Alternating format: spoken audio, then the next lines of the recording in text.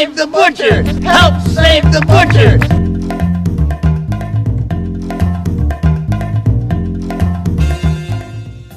Hi, this is Bob from HelpSaveTheButchers.com, and today I'm going to show you how to slice a whole boneless ribeye. I have a boneless ribeye in front of me. It's the exact same cut as prime rib, just been boned out.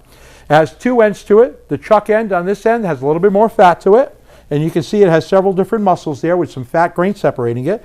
On this end, this is the loin end, much leaner end, and this is where the New York strip continues and the porterhouse steaks from this part on of the animal. This is cut from the 5th through the 12th rib. Ribeye steaks are great broiling. You can do them as thin as 3/4 of an inch on the grill because they got a little bit more fat to them. They're not going to have a tendency to dry out, and they're a tender steak, great eating. So what I'm going to do is I'm going to use my 12-inch steak knife. Now, if you don't have a knife this big at home, that's fine, but you really need something long enough to go through the meat. First thing I'm going to do is make sure my ends are even. I'm going to decide how many steaks I'm going to get out of this piece. First thing I want to do is I want to mark it off. It's important that the steaks are even when you slice them, so that way they cook evenly. I'm going to divide the piece in half. Then I'm going to take each side, I'm going to divide that in half again. I'm going to mark it on top just with a little slice there, right? Now I'm going to decide. I can decide on my thickness. If I want to go 3/4 of an inch, I can get 4 steaks out of each side. If I want to do 1 inch, I can get 3 steaks out of each quarter. First thing we're going to do the 4 steaks out of each side. We're going to get 16 steaks out of the total piece, okay? I'm going to hold the meat flat, point my fingers away to make sure I don't cut myself, but it keeps the meat even this way. And we have the quarter there, and we're going to divide that.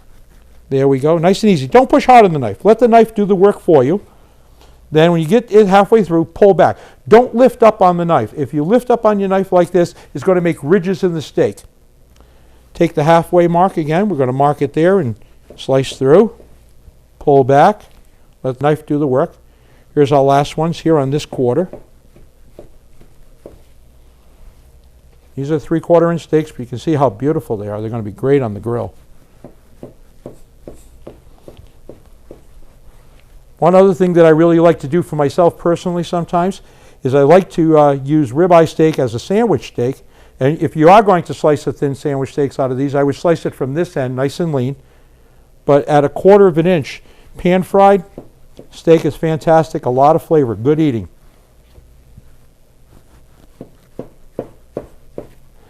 Now, if you were going to cut a roast out of this, the half that I would cut the roast out of is the chuck half. Has a little bit more fat to it, and the fat would melt into the roast, keeping it nice and juicy. And that's really what you want. You want a juicy roast. As we're getting down a little bit farther, you can see the difference, how the fat starts to appear on this end here. Now, I'm going to cut a couple of more steaks off of here. We're going to take the quarters and divide them. And we're going to leave the last pot as a roast for you. But we could continue and get the 16 steaks. So that's our roast part right there. And we're going to take this here. Now what we're going to do is going to take the top of the eye to the point of the tip, and we're just going to take a slice of any excess fat off of there. Nice and easy. Very little waste.